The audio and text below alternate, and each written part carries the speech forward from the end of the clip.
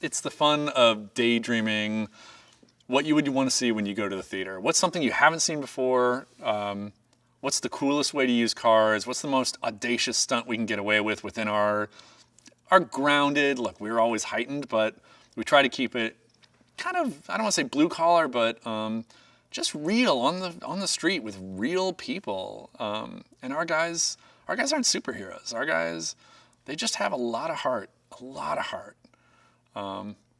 So designing set pieces, yeah, every time you do it, you try to think of what's something bigger, what's something cooler, what's something you haven't seen in film before. Where are we going to go next? Ooh, that's the big question. That's the big question.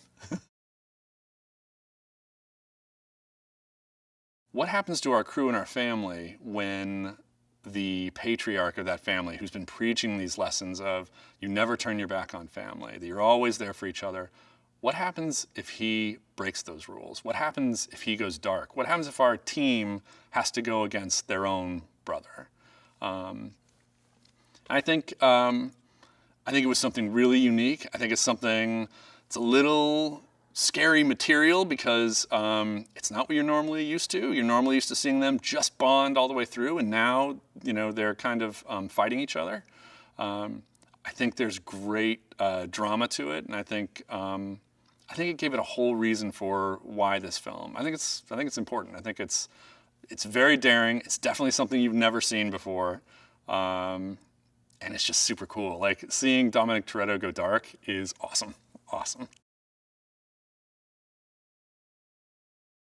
We have a new director for Fate of the Furious, F. Gary Gray. We've been really lucky, at least speaking from my perspective, to work with several directors, really talented people, over the course of making these movies, from, you know, Justin and James and now Gary.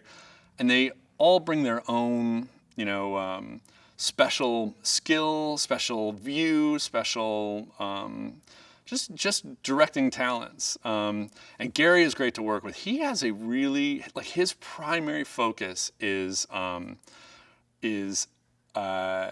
really hitting the character moments, really hitting the character dynamics, the acting. Like, for him to, you know, to be there and he's, you know, completely focused and trying things to get it in there, it was great to watch. And I think you'll see in this film amazing performances from Vin and from Charlize and from our entire cast. Not a lot of challenges that are particularly difficult for these guys anymore. So when you're thinking about doing a next film, you really have to think about who is going to put them on their heels a little bit. Who's a force strong enough to go up on screen against Vin and really give it to him. Thus Charlize, thus the character of Cypher. So we wanted to have someone who was very tech-oriented, who pretty much can get any information, anything at any time.